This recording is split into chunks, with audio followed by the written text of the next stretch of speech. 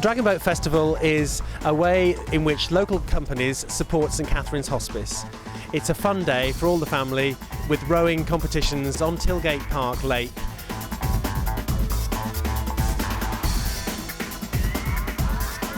Today's event is likely to bring in around about £50,000. It's a huge amount of money, much needed to support our work caring for people in the local community.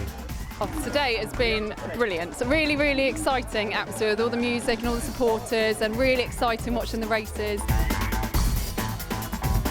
It's a big family day, so people can come out, have a picnic and enjoy the day and just support us in any way they can.